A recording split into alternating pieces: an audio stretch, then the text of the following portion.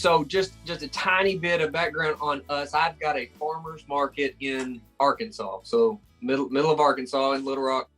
My little boy was diagnosed with cancer, 2019, stage 4. And so we just embraced health and embraced that journey. And so in doing that, my goal is to create a blue zone in Arkansas. So if we can take one of the most unhealthy states in the country and create a blue zone, we've accomplished a lot and got rid of a lot of the negatives. So with that, you have had a ton of success. What are your thoughts about the correlation between health and success? It's everything. And I mean 100% everything. There's a quote that I love that says, the person with health wants 10,000 things. The person without health wants one thing. They want their health. Nothing matters, Logan, without the health. Literally nothing else matters except getting better. Yeah, so I'm very committed to eating healthy, to taking daily supplements, to taking my daily nutritional support powder and fruits and vegetables. And I'm always committed to that. I eat very little meat, mostly vegetables. And I'm just always committed to just putting the right things in my body. In fact, there's a fantastic book I'd highly recommend for anybody that's listening right now called The Pleasure Trap. And it really helps us understand like how food has trapped us over the years. And, and people, in Arkansas, like you said, being one of the more unhealthy states, it's because they're trapped by the pleasure trap. And it's really an addictive drug, this thing called food and sugar and everything that goes along with that. And, getting out of that is just so difficult because it is like breaking an addiction. And in fact, I'm going to a wellness center where I'm going to be doing a 10-day water only fast. Oh, wow. Really allow my body to completely kind of just flush out, clean out, reset. I don't know how much you've gone into details about learning about autophagy and things along those lines. And I'm really excited about it. In fact, the author of this book runs this center called the True North Health Center up in Santa Rosa, California. I will definitely check that out. No, Walter Longo, longevity expert, I guess. He's big in fasting and fasting mimicked in diet. And autophagy is a big deal in combating cancer, which is one of our big passions.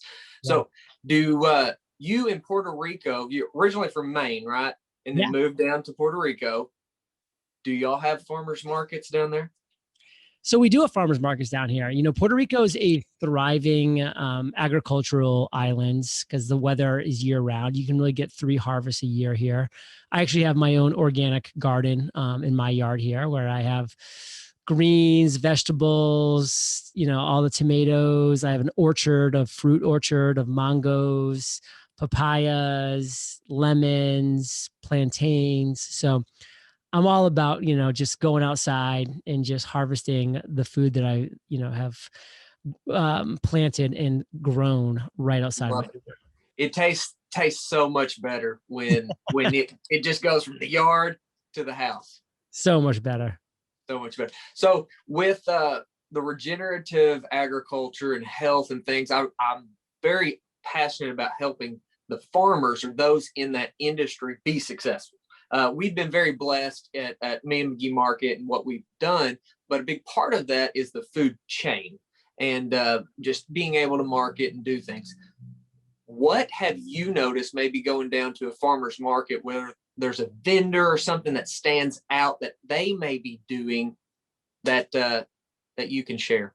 So when I like to visit farmers markets, I like to go and ask what the story is. I think the story is fascinating. So when I go to farmers markets and when I see people that are doing things different, those are the people that are willing to come out from behind the counter and tell a story. Tell the story of what is the reason why they're growing that specific, products? Like what is the reason why, this is the thing that they're coming to the farmer's market for? Like, what is the family history? Like, why is this something that's, they are essentially spending their lives doing? Because how we spend our days is how we spend our lives. And I love the story. So whenever I'm at farmers markets, I'm always asking for the background. I'm always asking for the details. And some people don't want to talk about it. And I get it. And that's their prerogative. But the ones that I really see doing some special things are people that really jump on the opportunity to tell their story, because it's fascinating. I love that. And that story is big, and being open and honest, you build up relationships. I picked that up in some of your early mentors, like I believe it was Jamie, that you felt like you knew her because you had listened to her story when y'all first met, even though you hadn't met. But that's really neat. The story with your book, The Common Path to Uncommon Success, it wasn't necessarily geared towards agriculture or anything, but I feel there's a lot of principles in there that can apply. Some of the things that stood out for me were creating an avatar, focus. That's a big one for farmers, okay? Because they want to do everything. Focus, niches, and masterminds. That's all in your book. And that's one of the biggest reasons I want to make sure I get it out to them. But can you expand on where you can see that correlation? Why are those things so important? Listen, those things are critical, because if you don't have focus, you are not doing the one critical thing that over 3,000 entrepreneurs that I've interviewed for this book have all done. They have followed one course until success. What would happen if you went and you planted a bunch of seeds, and then the next day you just went and you picked them all up and you planted them some other seeds? That's what people do. That's what people are doing over and over again. They're never giving their seeds an opportunity to bloom. You've got to take time. You've got to water them. You've got to nurture them. You've got to focus on them. And then guess what? They will produce for you, but not if you're just going and planting and ripping them up and trying new, then be like, why isn't this working? It's been 24 hours. It's been 48 hours. What's going on? But that's what people do. I like to say they go 1 mile wide with all these different ideas and only 1 inch deep with their actual impact. And they wonder why they're not making any impact. It's the people, Logan, that go 1 inch wide and they go 1 mile deep. Those are the people that really commit to focusing, to following one course until success, that become the best. Because guess what people want?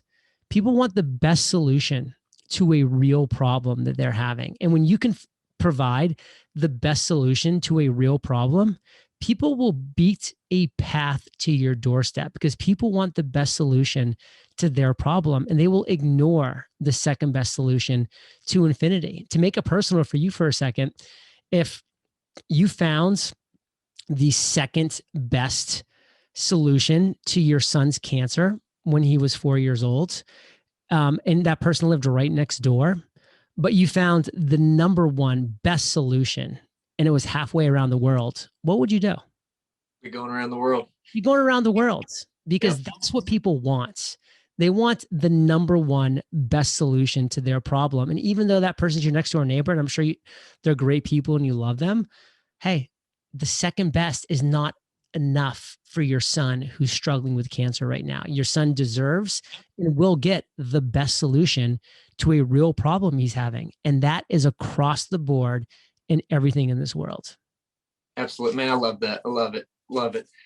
And agree wholeheartedly. Something else to tie back into everything that we're doing, mental health has been such a bigger focus, especially with the pandemic and the negatives. So with you being a wartime veteran, and you've been very open and honest with the PTSD that you had to deal with and overcome. And thank you so much for going out and sacrificing for our country.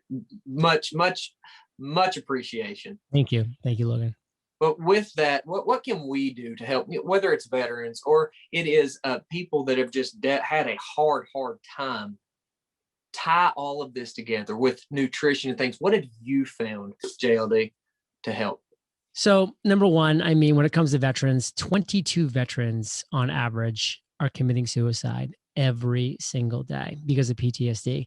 And I want to tell you what, it is a sad road that people get put down, because people, they want the best for these veterans. They want the best for anybody. These doctors, like, they're doing what they can. But what happened when I went to my doctor for PTSD? My doctor prescribed me pills, pharmaceutical pills. She never asked me what I was eating. She never asked me if I was eating sugar. She never asked me if I was drinking alcohol. She never asked me if I was doing drugs. Nothing. They just prescribed me pills. And so I, just went back and I just kept eating the crap that I was eating back in the day. And it was a, drain of despair where you keep going down, because food is a drug. Food is addictive. And if you're not putting the right foods in your body, like, you are not going to be mentally sleeping that well. You're not going to be mentally that clear. You're not going to be mentally that enthusiastic or excited to do the things you want to do, because your health is everything. It allows you to wake up in the morning excited to jump out of bed and tackle the day, as opposed to just laying in bed all day, just going down that further, depths of despair. And this might sound a little dramatic for some people, not for you, Logan, because you get it, but it might sound dramatic for some people, but believe me, it is not. Because when you start giving your body the energy and the nutrition and the supplements and the food that it needs to run, now you're taking this unbelievably, fine-tuned car that we are, this engine, and you're giving it the best ingredients, opposed to, like, you would never buy a Ferrari and then start just pouring castor oil into it. But that's what we do with our bodies. Our bodies are Ferraris. They're unbelievable machines. Yet the fuel that we put in our bodies is junk.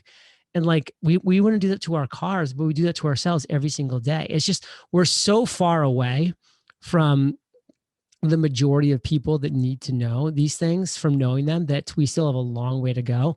I love what you're doing in your part of the woods, making Arkansas a blue zone, or at least your area in Arkansas a blue zone. I think that's fantastic. And that's what we need. We need people like yourself and others. And hopefully at some point, doctors like the ones that I went to say, well, John, what did you eat today? Oh, you had Fruit Loops for breakfast. You had a Pop-Tart for lunch. And then you had, crap for dinner. Like, no surprise you're not happy and you're depressed. Like, it's definitely due to some parts of, your PTSD with your war. But let's get you on a healthy meal plan. Like, let's get you fasting. Like, let's get you exercising every day. Like, that's what this world needs. So that has made a big impact for you. Everything. So what I didn't realize, I just recently interviewed one of the top experts in regenerative agriculture, Dr. Alan Williams, and he let me know that farmers' suicide rates are at a ridiculous high. Wow. I didn't fully understand that. So the debt load they have, the commodity farming prices, they don't make their own decisions. Honestly, it is the farm insurance, or it's grant money, or it's this, they're kind of dictated what they have to do. So they're not in control of their own lives. We're happy to the degree that we're in control of our own lives. And so with that, again, it's a lot of the similarities with the PTSD and the high stress load. So most of them aren't healthy either. So I'm trying to create that awareness of, hey, let's focus on this regenerative, positive agricultural system.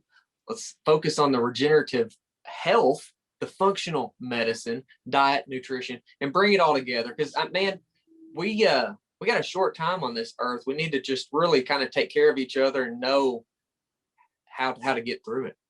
Can't agree with you more, brother. Especially, I'm sure once you start having kids, like you've had, you just have one son, or do you have more?